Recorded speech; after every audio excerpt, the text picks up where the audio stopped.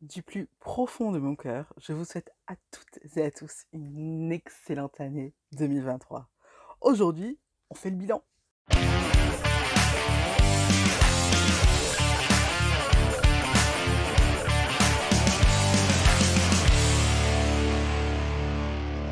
Hello ma licorne, si quand je t'ai dit aujourd'hui on fait le bilan, tu as pensé calmement, tu as gagné toute mon estime, n'hésite pas à dire dans les commentaires. Aujourd'hui, c'est le grand jour.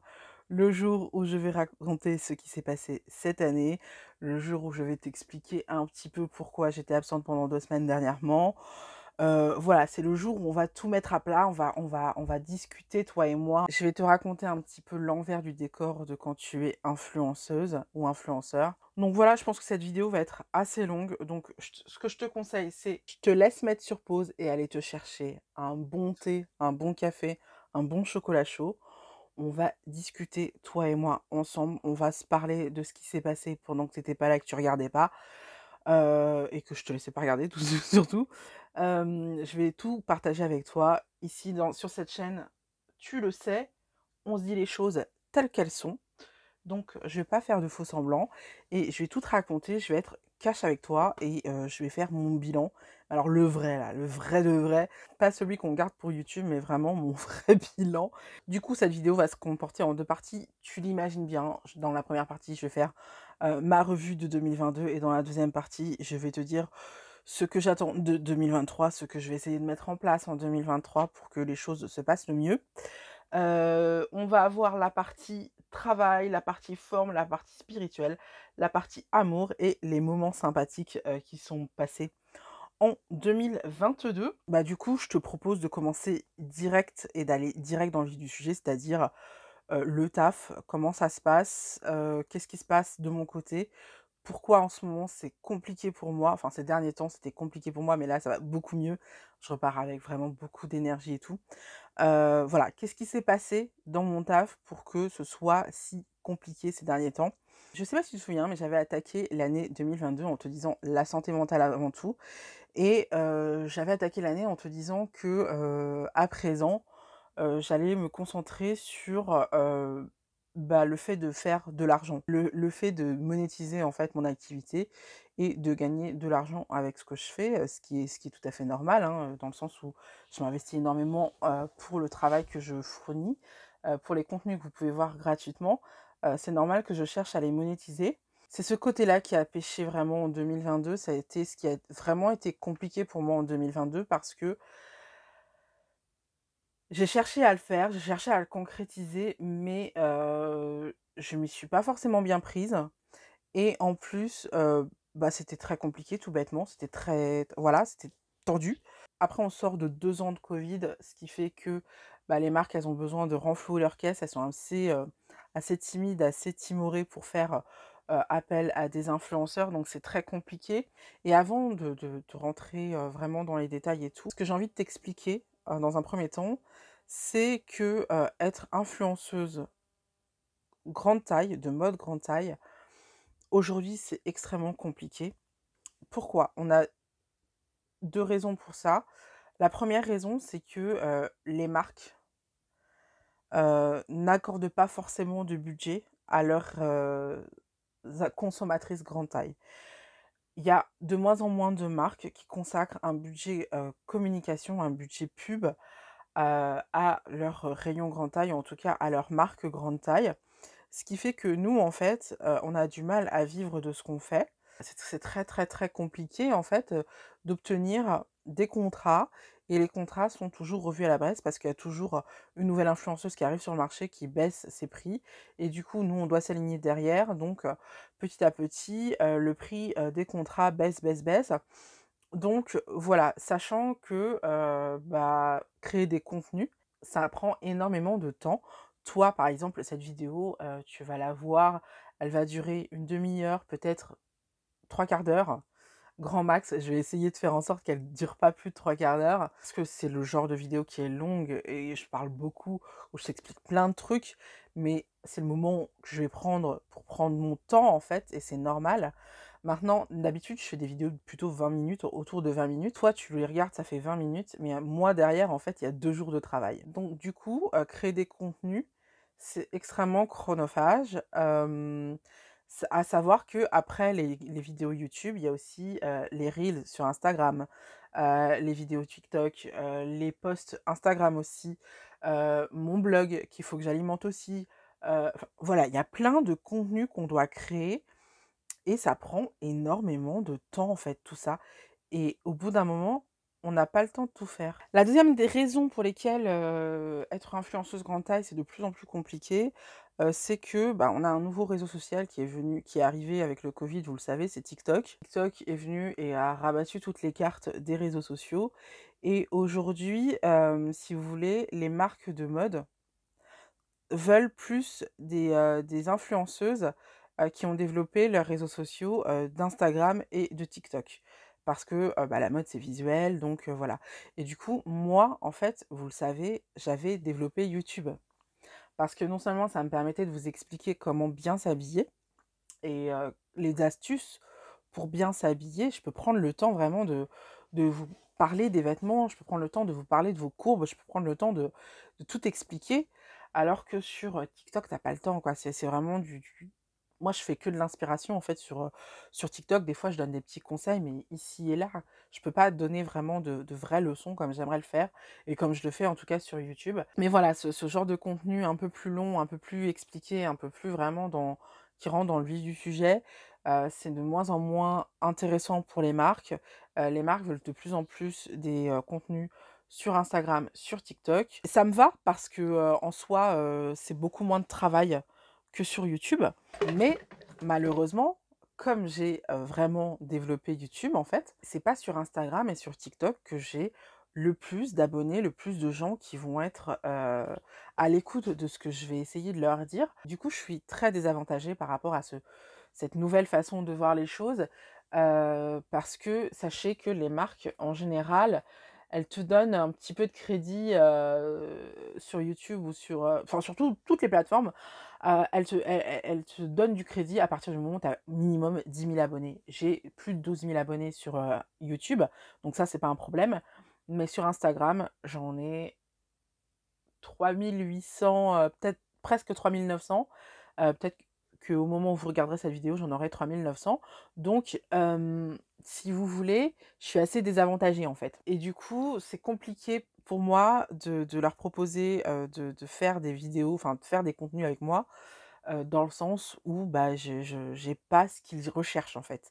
Même si j'ai une communauté sur YouTube, j'ai pas la communauté qu'ils recherchent, donc c'est très chiant. Et puis, bah, comme je vous ai dit, les contrats, ils sont de moins en moins intéressants. Les marques, elles ont de plus en plus de critères, de plus en plus de choses qui t'imposent. Ils demandent de plus en plus d'informations avant de faire un contenu, donc ça veut dire, du travail pour toi parce qu'il faut que tu recherches les informations, faut que tu crées les documents, qu'ils veulent voir, sur ta plateforme et tout. Donc ça demande un suivi qui te demande du temps et donc c'est du temps que tu ne mets pas à créer tes contenus. Voilà, ça demande énormément de temps, donc vous l'aurez compris, être influenceur, c'est pas, que, faire le mariole pendant quelques heures, enfin pendant quelques minutes, devant la caméra. C'est vraiment énormément de travail en amont et c'est un travail qui, plein de fois, m'a saoulée.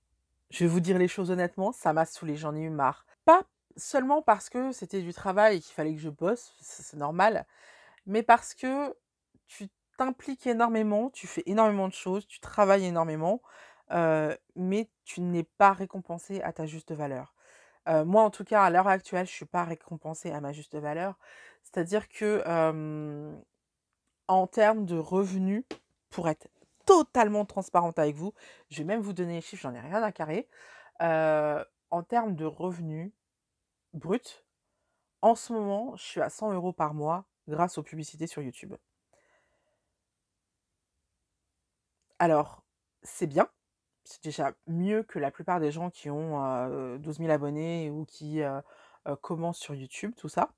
Enfin, ou qui ont une chaîne depuis 4 ans. Je connais plein de gens qui ont des chaînes depuis 4 ans et qui ne gagnent pas autant d'argent que moi.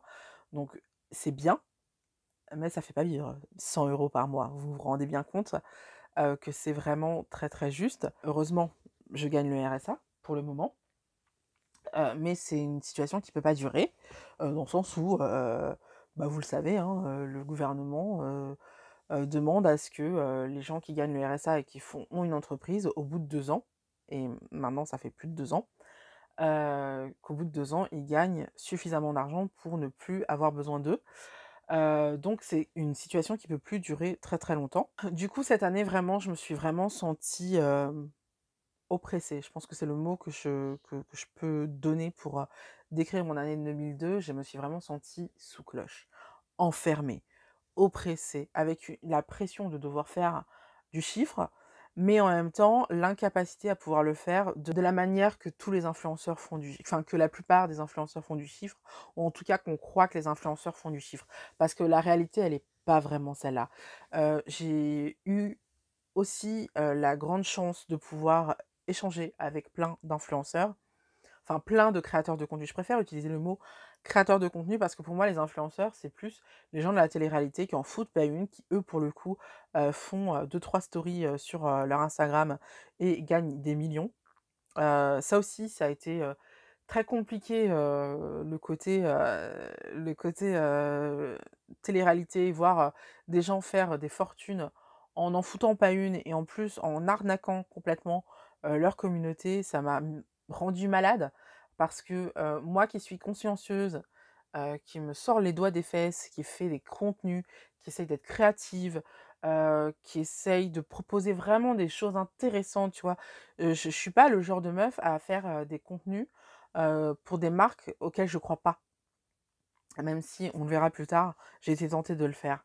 Mais je ne l'ai pas fait parce que ça me ressemble pas, c'est pas moi et les marques le savent. Donc voilà, comme elles ont pas envie de gâcher leur argent non plus, j'imagine, elles le font pas et du coup, quand je vois ça, en fait, ça me rend malade parce que moi, je travaille comme une malade et en fait, je gagne pas bien ma vie, quoi, tu vois? Donc bref, voilà, à partir de maintenant, je vais utiliser le mot créatrice de contenu et pas influenceuse parce que, bah, les influenceurs, pour moi, c'est les gens de la télé-réalité et les vrais créateurs de contenu qui se cassent vraiment le pied à faire vraiment des contenus sympas pour leur audience et ben, pour moi, c'est des créateurs de contenu, voilà. Donc voilà, cette année, j'ai vraiment eu l'impression d'être mise sous cloche, de vraiment pas être libre de ce que je voulais faire, dans le sens où je me suis vraiment rendu compte que nous, les créateurs de contenu, sommes un peu les dindons de la farce. Pourquoi je vous dis ça? Vous, en tant que consommateur, vous avez l'impression d'être les dindons de la farce, mais c'est pas vous qui êtes les dindons de la farce parce que, en fait, vous consommez des contenus gratuitement.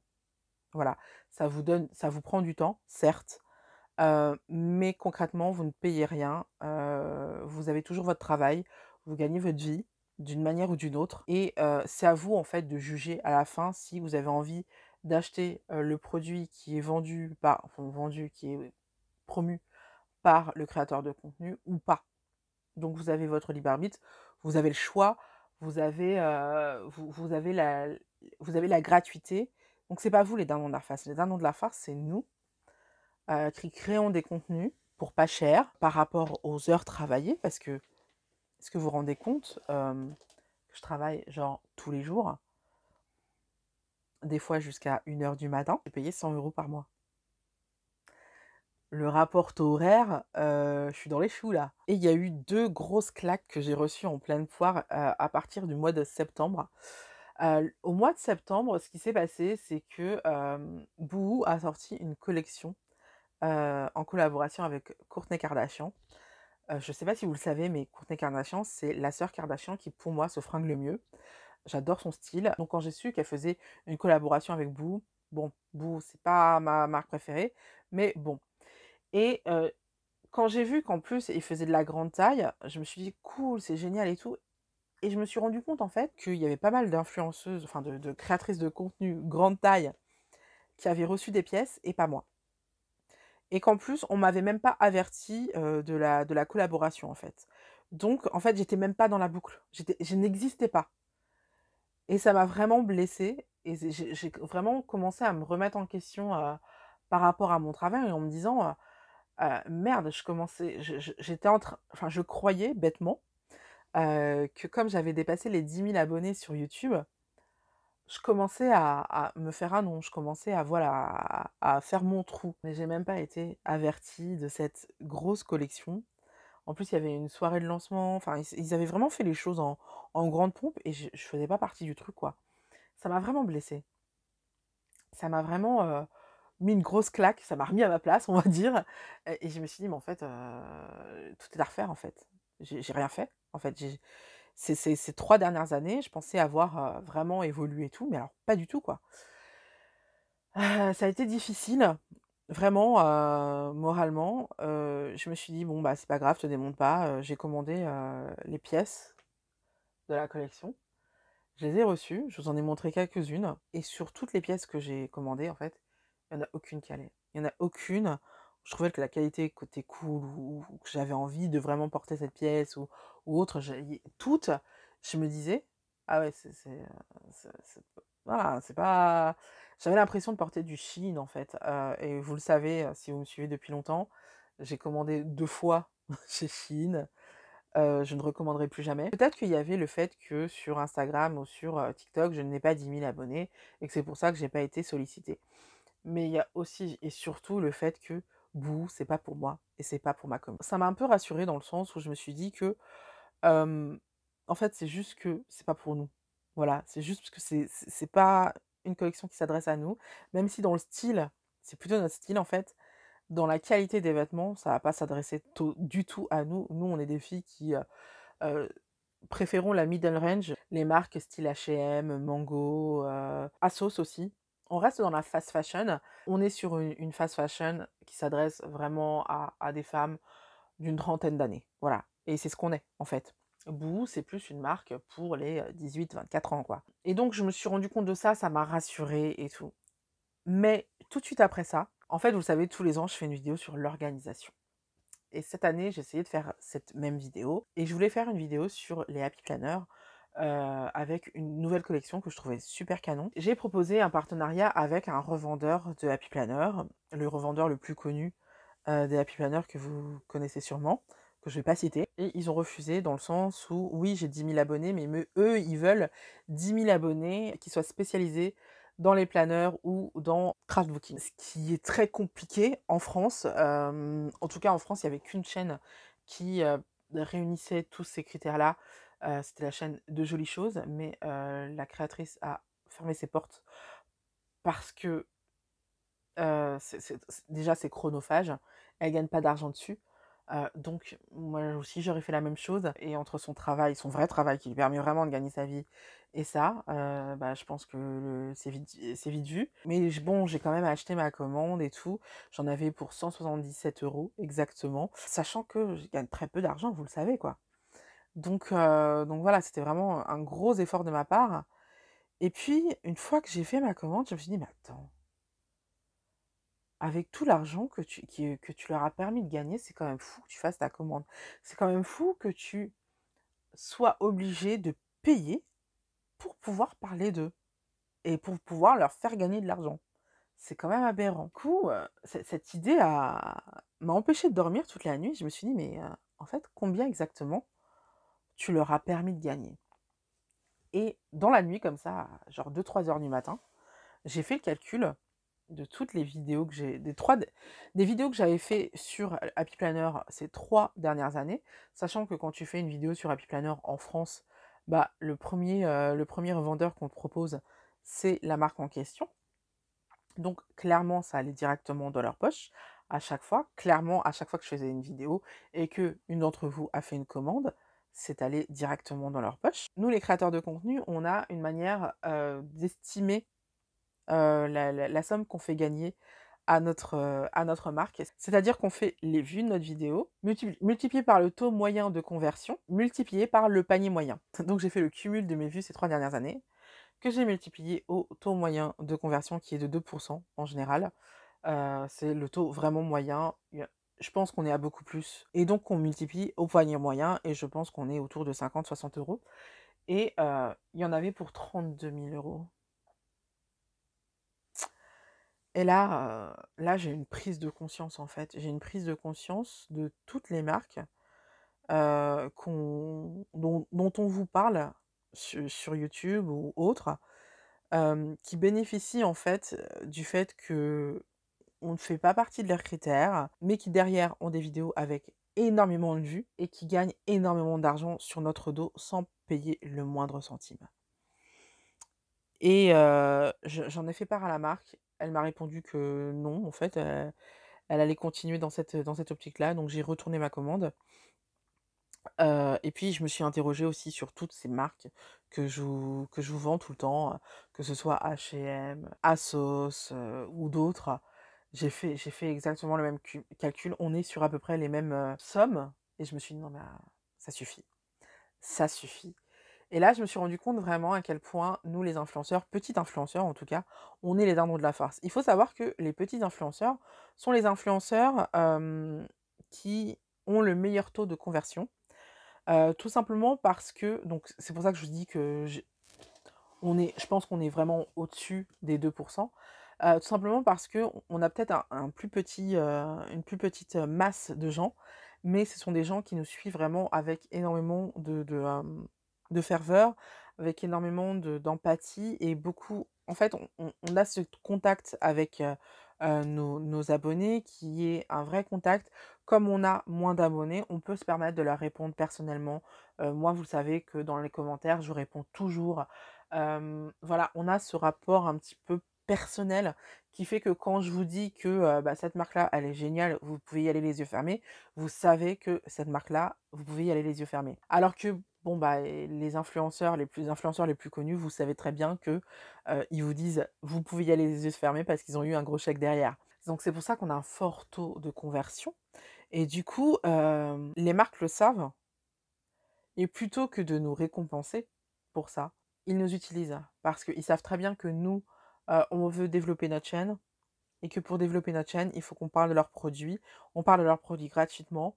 On ne reçoit pas 1 euro, on ne reçoit pas un copec pour tout le travail qu'on fournit et ils s'en sortent comme ça. Et moi, voilà, j'ai eu ce déclic et je me suis dit: «Non mais, ça suffit, ça suffit, on arrête là». Du coup, je vous le dis, vous allez avoir beaucoup moins de hauls sur cette chaîne-là. Donc voilà, j'ai vraiment eu ce sentiment d'être une femme sandwich en fait, de devoir parler de marques, finalement, j'ai plein de fringues en fait, de marques dont j'ai pas vraiment besoin. J'ai pas tant besoin que ça en fait et je garde ces fringues parce que je les kiffe en fait, mais Hem, je me rends compte que je fais souvent des commandes pour vous montrer, les nouvelles collections, pour vous montrer à quel point c'est joli et tout. Mais derrière, en fait, non seulement ça me coûte énormément d'argent, mais en plus, j'en gagne pas tant que ça derrière et ça me sert pas, en fait.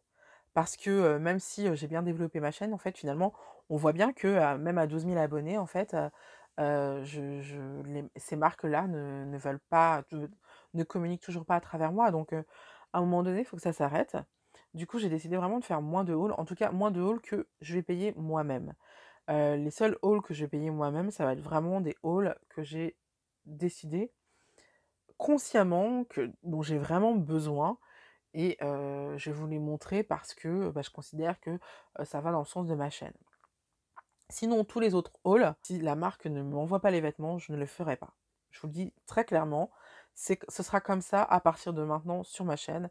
Ça suffit, j'ai assez été le dindon de la farce en fait. J'ai assez permis à des marques de s'en mettre plein les poches. C'est bon. Bah, par contre, professionnellement, il y a 2 trucs chouettes qui s'est passé. C'est le fait que j'ai rencontré pas mal de créateurs de contenu et on a commencé à s'influencer, à se motiver, les uns les autres et ça, franchement, j'ai vraiment envie de développer ça en 2023 et la deuxième chose hyper positive qui s'est passée cette année, c'est que j'ai enfin réussi à gérer les haters. Alors ça, c'était vraiment un gros dossier l'année dernière, vous vous souvenez? C'est vraiment quelque chose dont je souffrais énormément. Hem et là, j'ai vraiment décidé, de me prendre en main et d'arrêter de les laisser m'envahir comme ça et d'arrêter de les laisser me pourrir la vie. Déjà, j'ai pas besoin d'eux. Ensuite, voilà, ça fait chier, en fait, tout bêtement, on fait pas ça pour ça. Moi, je suis en train de travailler, en fait. Donc quand tu es au travail, tu aimes pas qu'on t'envoie des paquets de merde et ben, moi non plus. Donc c'était vraiment un gros dossier cette année et bah, je m'en suis pas mal sortie et puis et bah, la recette, c'est tout simplement d'arrêter de les alimenter, arrêter de leur répondre, les bloquer et après ça te dire: «Franchement, Cette personne, elle doit beaucoup souffrir pour avoir besoin d'écrire ça. Et à partir du moment où tu commences à relativiser, à partir du moment où tu commences à comprendre que ce sont eux qui sont plus malheureux que toi et qui essayent de te rabaisser, de te remettre à ta place parce qu'ils sont frustrés, ça va mieux. Ça va beaucoup mieux. Donc oui, oui, des haters, j'en ai eu, évidemment, mais je les ai tellement pas calculés que voilà, tout va bien. Petite gorgée. On a fait le plus gros, qui était l'aspect professionnel. Maintenant, on va passer à l'aspect forme, l'aspect santé. Le début de l'année a été compliqué. Le début de l'année a été compliqué parce que, souvenez-vous, j'ai eu des crises de mycose. J'ai fait des mycoses un peu partout où on peut en faire. J'ai pas compris ce qui s'est passé parce que ça m'est jamais arrivé de ma vie à ce point-là. J'ai déjà eu des petites mycoses comme ci, par-ci, par-là. Le problème, c'est que quand tu as des mycoses, en fait, tu peux pas te baigner à la piscine parce que bah, le chlore, en fait, aggrave les choses, ça nourrit le champignon. Donc, j'ai eu un problème de mycose pendant 2-3 mois. Ouais, ça a vraiment duré longtemps, j'ai vraiment eu du mal à m'en débarrasser. Et pendant 2-3 mois, j'ai pas fait de sport du coup, puisque vous le savez, je fais de l'aquafitness. Donc, qui dit pas de chlore, dit pas de piscine, qui dit pas de piscine, pas d'aquafitness. Donc, j'ai arrêté pendant 3 mois l'aquafitness. Et même si j'ai essayé de reprendre depuis, j'y arrive pas. J'y arrive pas parce que j'avais quand même atteint des aptitudes cardio assez intéressantes, assez élevées en fait, surtout pour quelqu'un de ma corpulence. J'avais un niveau assez intéressant, surtout en aquacombat, où je défonçais tout le monde. Et j'étais là, allez, on y va! Et les gens, ils en pouvaient plus, et moi j'étais, allez! La meuf qui te saoule et que t'as envie de tuer, t'as envie de la noyer, quoi. J'étais un peu ce genre de meuf-là. J'ai réussi à venir à bout de ma mycose grâce aux produits naturels en fait. J'en avais marre de d'utiliser des crèmes qui coûtent hyper cher, dizaines d'euros une crème, un petit tube de 30 millilitres. Et comme j'en ai eu pendant 3 mois, bah, j'en avais besoin quoi, tu vois. Et comme j'en avais partout, eh bien j'en avais besoin quoi. J'en avais sous les seins, j'en avais sous le tablier, j'en ai eu à un moment donné sous les aisselles. C'était vraiment infernal et évidemment à la wachacha. Donc c'était vraiment infernal cette histoire. Et puis en plus, comme c'était des produits qui sont pas nourrissants pour la peau, ma peau grattait quoi. Enfin ma peau était sèche, rêche sur ces parties de mon corps qui sont tellement sensibles et tout. C'était un enfer. Donc j'ai commencé à m'intéresser aux remèdes naturels et j'ai vu que l'huile de coco était antifongique et que en plus, si tu mettais quelques gouttes d'huile essentielle d'arbre à thé et de géranium, normalement, tu avais un cocktail assez terrible, ou de lavande aussi, ça marche aussi, je crois. Mais normalement, tu as un cocktail assez puissant contre les mycoses. Et j'ai utilisé ça, alors c'était magique. Au bout de 2 semaines, terminé, plus rien. Et là, c'est là que j'ai compris un truc, à ce moment-là. J'ai compris que vraiment, euh, la nature était vraiment ce qu'il y avait de mieux pour notre corps. Et c'est quelque chose que je vais développer en 2023. On va s'en reparler, comme je vais vous reparler de ma forme en 2023. Maintenant, je vous propose de passer à tout ce qui va être relation, donc relation amoureuse, relation amicale, relation familiale. 2022, je vous l'ai dit déjà, ça a été très challengeant. Ça a été vraiment l'année, je crois, des prises de conscience. L'année des claques. L'année des claques qui te font réagir et qui font «Ah ouais, d'accord, ok, je note», et qui te font comprendre les choses mieux parce que t'as pas compris en fait. D'un point de vue des relations, cette année, j'ai vraiment appris à, comment dire, remettre en question toutes les relations que j'avais et les regarder en face en fait. Et regarder si on n'était pas sur une relation toxique. Et il y en a eu quelques-unes comme ça, je me suis rendu compte, en fait, j'ai vraiment eu un déclic par rapport à quelque chose qui a été dit ou fait. Je me suis dit, mais en fait, c'est plus possible, cette personne, je peux plus la voir parce que elle me fait vraiment du mal. Alors ça a été le cas dans ma famille, et puis ça a été le cas dans mes relations amoureuses. Je crois que dans mes relations amoureuses, ce qui a été vraiment déterminant cette année, c'est que je me suis rendu compte vraiment à quel point les femmes étaient pour certains hommes, et pour ne pas dire beaucoup d'hommes, des objets sexuels.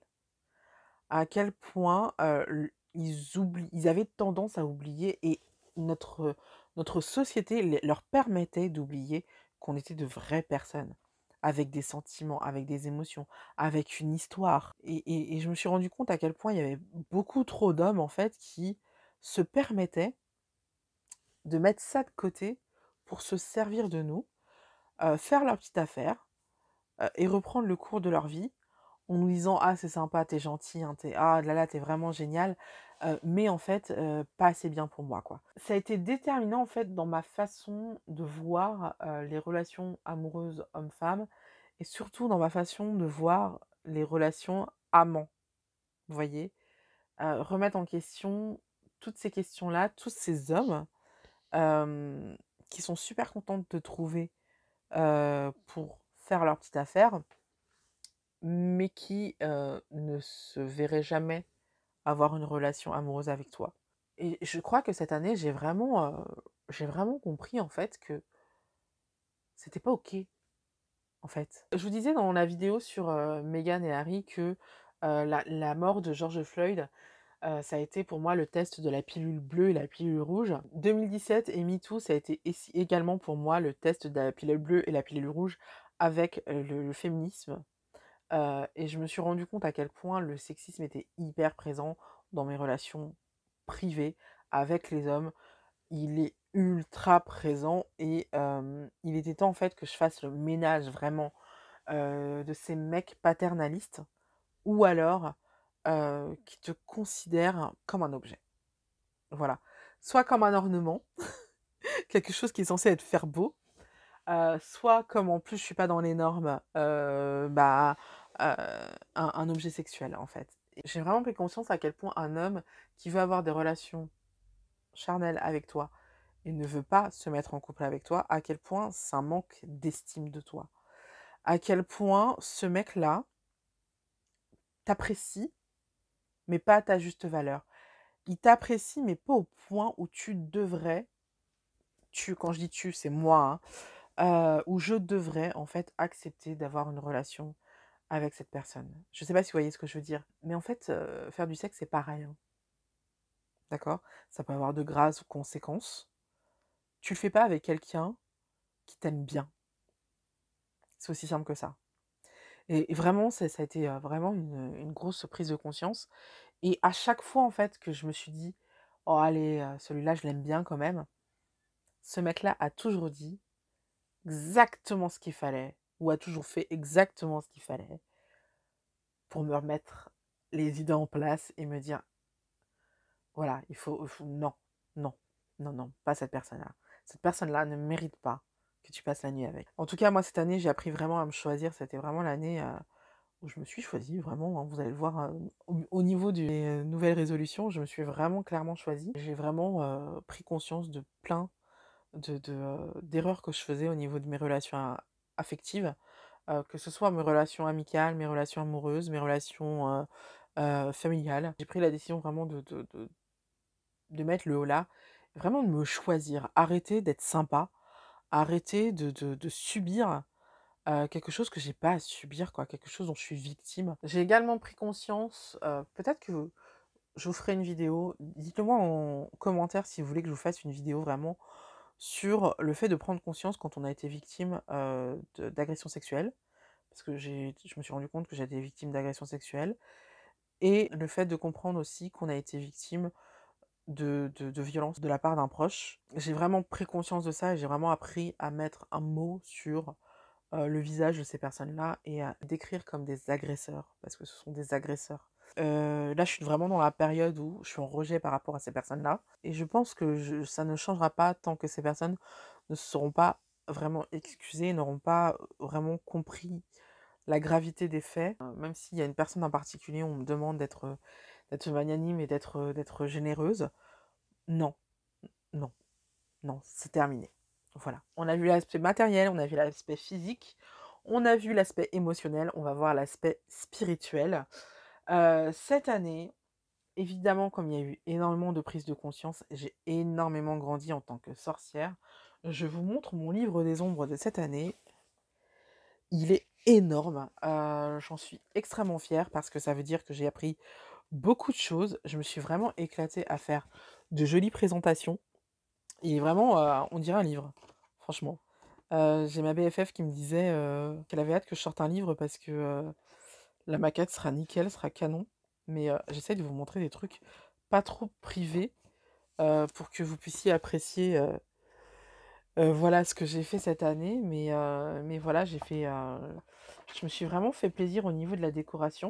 Je suis très contente, de mon livre des ombres, je le trouve très beau. Maintenant, ce qui a été un gros frein, c'est que comme il est gros, c'est un format B5, je peux pas l'emporter partout avec moi et c'est vraiment problématique de pas pouvoir emporter son livre des ombres avec soi. Donc ce que j'ai décidé, en fait, j'ai décidé de prendre un carnet. C'est le même que celui de mon bullet journal, et que je vais tout simplement, faire, comme ce que je faisais au début, avec mon livre des ombres. Vous l'avez vu dans ma vidéo sur, «Je suis une sorcière», où je vous explique ce que je fais avec mon livre des ombres. Je vais essayer de continuer à faire de jolies présentations maintenant. Si ça n'arrive pas, si c'est pas aussi joli, c'est pas grave. L'essentiel c'est que je puisse noter sur le moment, ce que j'ai à noter. J'ai aussi découvert Notion dernièrement, qui est une application, en fait, qui te permet de t'organiser de manière informatique et cette année, par contre, j'ai décidé de commencer un grimoire. Voici mon grimoire. Alors, c'est exactement la même marque que, mon livre des ombres de l'année dernière. C'est la même taille, mais c'est pas grave, c'est un grimoire, donc c'est pas grave s'il est gros et s'il devient aussi pépère que celui-là. Il y a pas de souci. Regardez la tranche, elle est trop belle. Voilà, c'est la collection Stardust. Je pense que autant sur le livre des ombres, j'ai commencé à me calmer au niveau de la présentation parce que, ce qui est important, c'est que tu puisses prendre des notes sur le moment. L'important, c'est ce que tu écris dedans, c'est pas, l'aspect qu'il a. Mais, je vais pouvoir faire de jolies présentations avec ce grimoire. Ça va me demander moins de temps et j'ai oublié de vous dire, pour ceux qui ne savent pas ce qu'est la différence entre un grimoire et un livre des ombres, un grimoire, ça va être un livre qui va, réunir toutes tes connaissances sur, la magie afin de pouvoir les léguer à quelqu'un un jour. Tu vois? Donc ça va être vraiment, l'aspect global de ta magie, ça va être vraiment ton produit fini. Alors que le livre des ombres, pour le coup, c'est plutôt un journal dans lequel tu vas parler de tes réflexions, dans lequel tu vas, noter en fait ton évolution magique. C'est vraiment quelque chose, qui va être plus un journal de bord de sorcière. Cette année, en magie, je me suis beaucoup intéressée à la magie verte et à la magie des fourneaux, ce qui est logique. Pour moi, la magie verte et la magie des fourneaux sont totalement, imbriquées l'une, à l'autre. Pour moi, c'est vraiment, quelque chose de voilà, qui s'en mêle quoi, qui s'entremêle. Donc voilà, ça me semblait évident que, si je m'intéressais, à la magie verte, il fallait que je m'intéresse à la magie des fourneaux et vice versa. Donc voilà, j'ai vraiment l'impression d'avoir vraiment grandi et je me sens de plus en plus sorcière. J'ai plus de problème à utiliser le mot sorcière comme je l'avais avant. Je vous en réfère à ma vidéo justement sur «Je suis une sorcière», où j'avais du mal avec ce mot parce qu'il était tellement connoté de négativité que j'avais du mal à l'utiliser pour moi. Aujourd'hui, j'ai conscience que ce mot a été totalement inventé pour, justement diaboliser les sorcières, mais je le prends à mon compte avec, grosse moquerie, beaucoup d'ironie et je sais que je suis quelqu'un de bien. Moi, je me sers, de la magie pour guérir les autres, me guérir moi, avancer dans ma spiritualité, essayer d'apporter le plus d'amour possible autour de moi. Donc vraiment, j'ai aucun problème à dire que je suis une sorcière.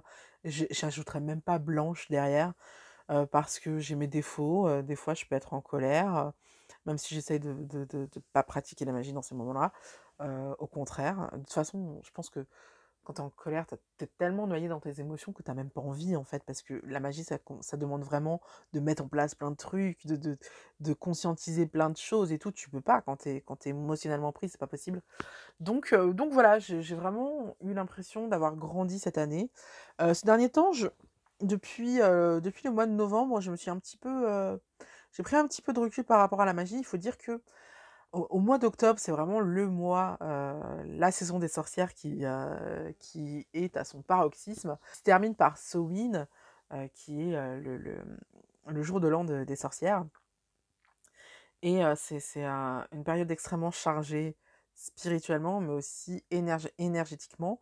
c'est lourd et c'est vrai qu'en novembre et en décembre, j'aime bien prendre un peu de recul par rapport à ça et être un peu moins witchy. Donc je me suis plus intéressée au développement personnel et au lifestyle et c'est pas plus mal et ça n'empêche que je vais reprendre, je le sais, là, je suis en train de me réintéresser, donc je sais que ça va revenir et en plus, il y a plein de sorties pas mal, qui arrivent en ce moment, donc c'est cool. Pour le côté spirituel, vraiment, je me suis sentie extrêmement bien cette année, voilà. Je pense que ça a été vraiment une année, hein, très introspective, voilà et c'est pour ça que j'ai du mal, en tant que petit Gémeaux. De toute façon, je crois que tous les Gémeaux ont vraiment morflé en 2022.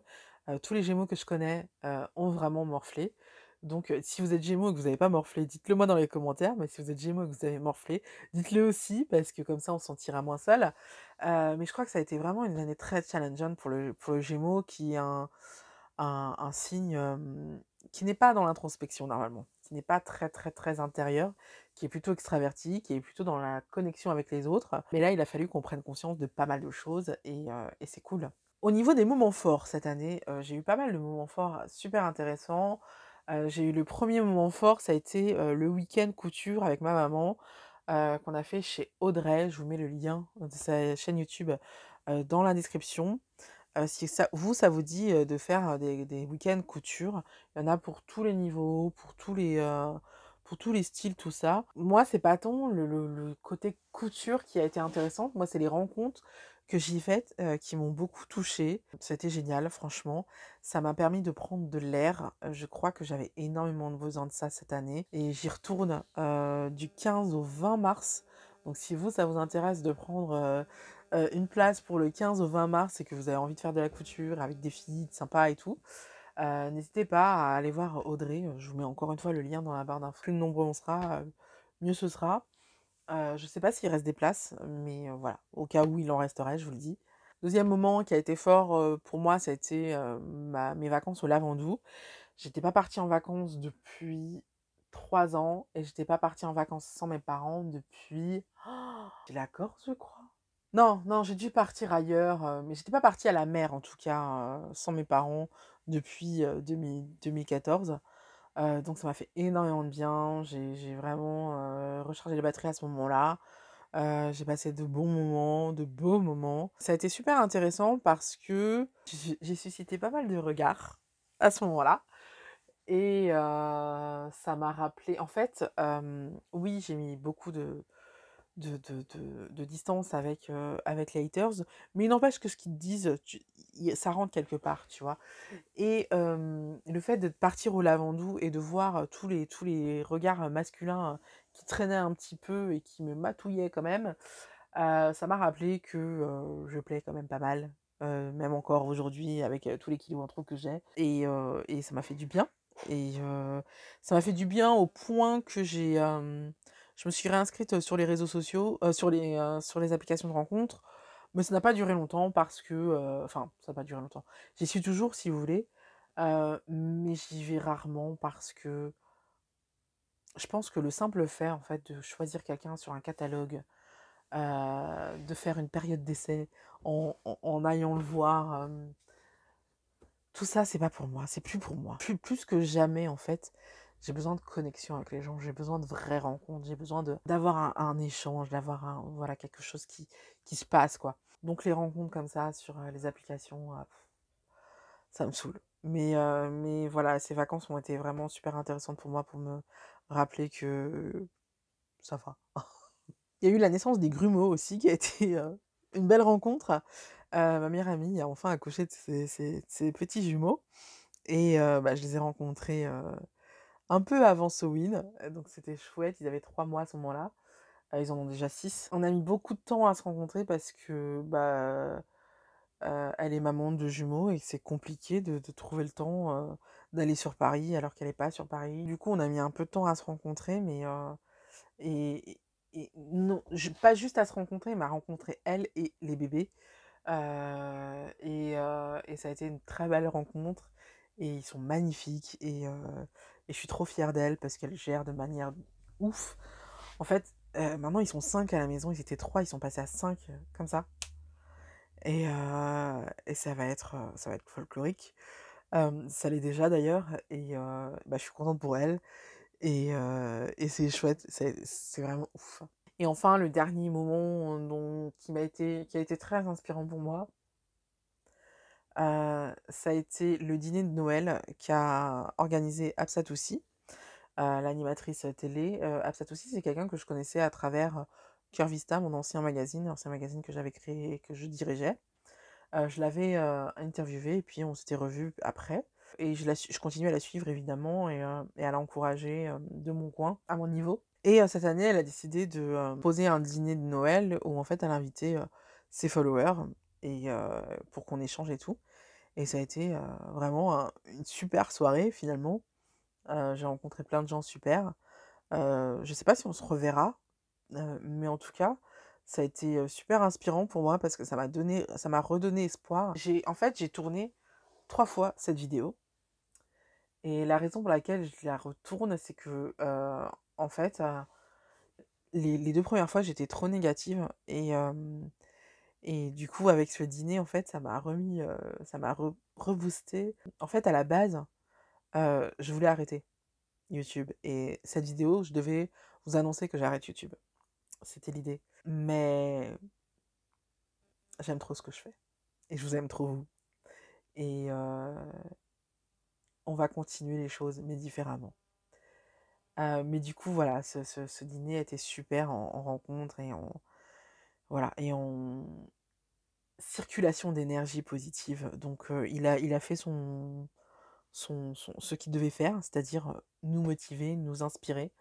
Et de toute façon, Hapsatoussi, c'est vraiment quelqu'un de super à suivre pour ça, pour l'inspiration, parce que c'est une femme, une battante, qui a toujours, enfin les obstacles, c'est pas ce qui a manqué, mais à chaque fois elle se relève, donc c'est cool. D'ailleurs, elle nous a parlé de ses échecs, de ses pas de ses échecs, elle nous a parlé de ses obstacles, des moments où elle pensait que tout s'arrêtait et qu'en fait, en une rencontre, en un claquement de doigts, en fait, tout a repris. Et, euh, et c'est cool, c'est hyper inspirant et c'est exactement ce qui m'est arrivé en fait ce soir-là. Je m'en rendais pas compte à ce moment-là, mais c'est exactement ce qui est arrivé. Donc c'est cool. Donc maintenant on a fait le bilan de 2022. Ça a duré longtemps. J'espère que je vais pouvoir couper pas mal de trucs. Mais ce que je vous propose maintenant, c'est de parler de 2023. Qu'est-ce qui va se passer en 2023? Ce qui va se passer en 2023, la première décision que je prends, c'est de me remettre au sport. Peut-être que je vous ferai une vidéo sur ma prise de conscience par rapport à mon rapport avec mon corps. Mais j'ai pris conscience qu'il fallait que j'arrête de me punir d'être grosse, en fait, en gros. Et que je me fasse du bien, surtout que je me fasse vraiment du bien. Je le dis souvent dans mes vidéos, mais je ne l'ai pas forcément appliqué dernièrement. Et le fait d'avoir arrêté de faire du sport cette année, ça n'a vraiment pas aidé. Mais j'ai vraiment envie de reprendre le sport, déjà d'un premier temps. Et je vais le faire cette fois-ci avec bienveillance et avec patience. Du coup, comme ce qui est très compliqué quand tu veux faire du sport, c'est de te motiver pour y aller, ce que je vais faire, c'est que je vais faire comme si j'avais jamais fait de sport de ma vie et je vais reprendre petit à petit le sport. Donc, je vais reprendre 1 heure par semaine dans un premier temps. Je vais faire un mois, 1 heure par semaine. Le deuxième mois, je ferai 2 heures par semaine. Et le troisième mois, je ferai 3 heures par semaine. Et comme ça, je récupérerai mon rythme d'avant. Sachant qu'une habitude, en fait, pour qu'elle rentre, pour qu'elle se crée, il faut 3 semaines. Donc, voilà, je fais un mois. Comme ça me permet vraiment de faire rentrer l'habitude de 7 heures par semaine. Ça me permet vraiment de... En fait, l'idée, c'est que je me dise que je fais ça une fois par semaine, tu vois. Allez, une fois par semaine, tu te pousses, tu te bouges, tu vas au sport. Après, t'as fait ta BA de la semaine, c'est réglé, mais fais-le au moins une fois par semaine. Et après, tu dis, allez, cette fois-ci, c'est 2 fois par semaine. Et après, c'est 3 fois par semaine. Et en général, quand t'es arrivé à 2 fois par semaine, euh, ton corps demande la troisième. Tu vois ce que je veux dire? Donc, il n'y a pas de souci, je pense. Donc voilà, essayer de faire ça. Je vais essayer de commencer le yoga. Ça fait un moment que je veux en faire. Voilà, j'approche dangereusement de la quarantaine et je suis plus aussi souple qu'avant et j'ai envie de vieillir avec grâce, sans artifice. J'allais dire sans feu d'artifice, mais ça veut rien dire. Sans artifice, mais avec grâce quand même. Donc le yoga, ça me paraît un bon deal pour s'assouplir, assouplir ses articulations, moins souffrir des articulations et être, mieux dans son corps. Donc voilà, cette année, j'ai envie de commencer le yoga. Je ne commencerai pas tout de suite, je vais attendre de faire les 3 heures de sport, que les 3 heures de sport se passent bien, que je sois vraiment habituée à faire ces 3 heures de sport, que je sois vraiment en demande, le matin pour faire mon sport. Et à ce moment-là, je ferai mon yoga, je commencerai le yoga. Ça, c'est pour l'aspect physique. Pour l'aspect plus mental, au dîner d'Absatoussi, en fait, elle a fait exactement ce que faisait l'amie de Meghan Markle pour la nouvelle année, c'est-à-dire qu'elle nous a demandé un mot-clé pour l'année prochaine. Et moi, j'ai dit le mot liberté. Et c'est vraiment ça, et ça va vraiment être mon mantra cette année. Mon mot, c'est liberté parce que j'ai eu le sentiment pendant toute l'année 2022 d'en manquer. Ce que je vous ai pas dit précédemment, c'est que c'était si compliqué pour moi professionnellement parce que je vais avoir 40 ans l'année prochaine et je vis encore chez mes parents. Et ça, c'est vraiment très compliqué parce que même si je les adore, ils ont quand même 70 ans. Ils vivent quand même avec des règles de personnes de 70 ans. Ils ont un certain rythme de vie que je n'ai pas. Moi, j'aimerais pouvoir travailler jusqu'à 1 heure du matin si j'en ai envie, sans qu'on m'embête, sans qu'on me demande de baisser la lumière, de faire ceci, de cela. Voilà, j'ai envie de liberté, j'ai besoin de liberté. Et donc, toute l'année 2023, je vais m'échiner à récupérer ma liberté. Et c'est ce que je suis en train de faire en tournant cette vidéo maintenant. Donc ça, c'est chouette. Du coup, une des choses qui a été compliquée cette année, et je ne vous l'ai pas dit précédemment, mais une des choses qui a manqué, enfin si, je vous l'ai quand même un peu dit, c'est l'argent. Ces derniers temps, en fait, je me suis sentie vachement oppressée par toutes les choses que j'avais reçues en tant que créatrice de contenu et qui ne me servaient pas forcément, mais qui qui s'entassaient et qui encombraient mon espace.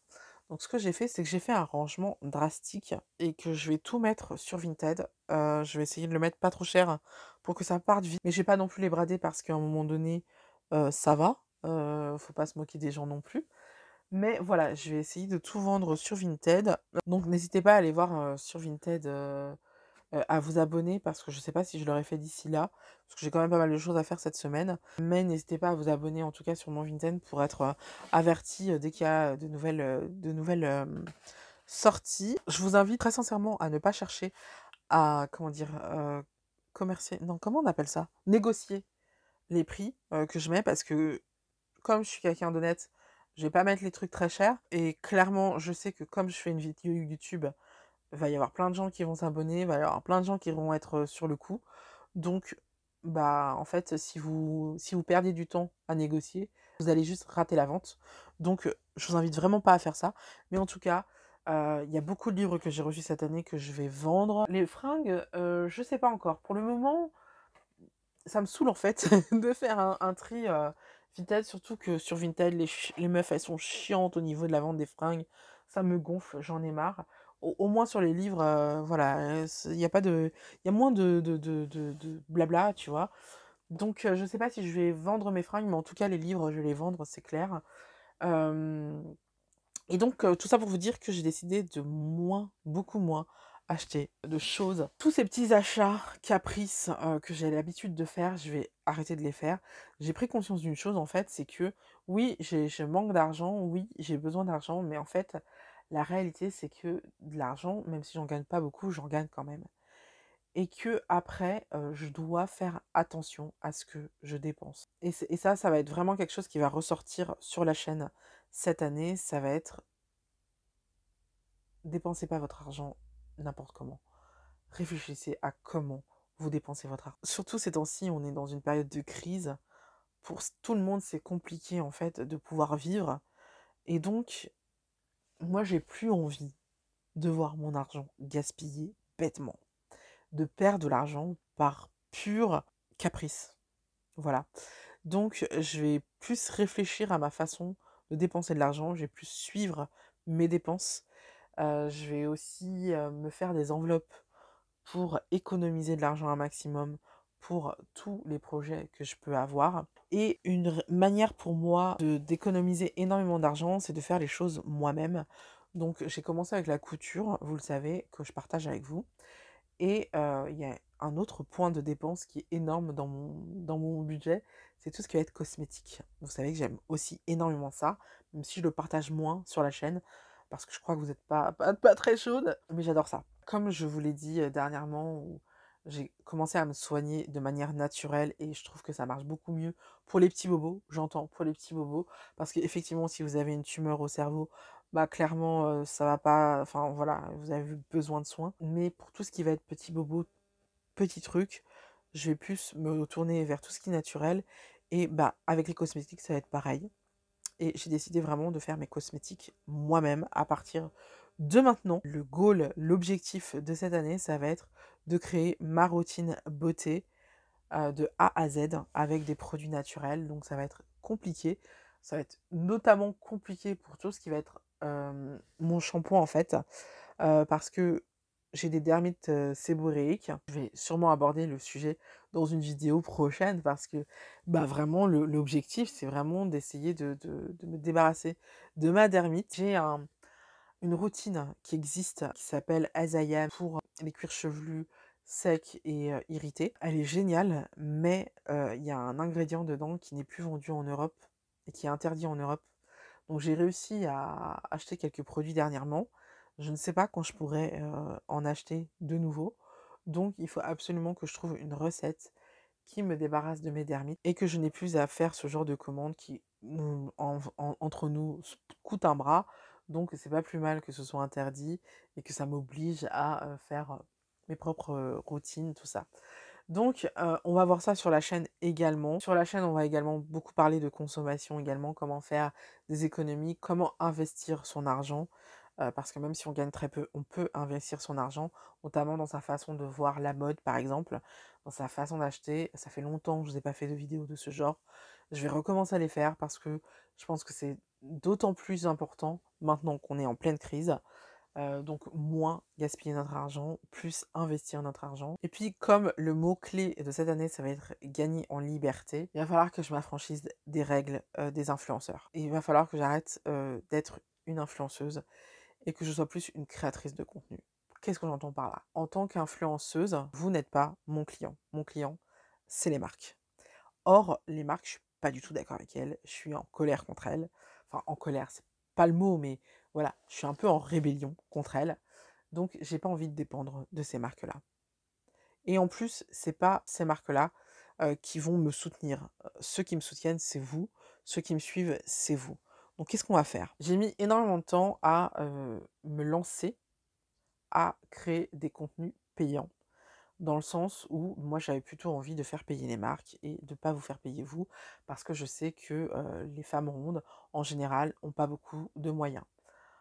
Maintenant, on est une communauté malheureusement qui est totalement ostracisée par les marques. Et si on veut se libérer de cette mainprise qu'elles ont sur nous, on doit faire sans elles. Voilà, c'est aussi simple que ça.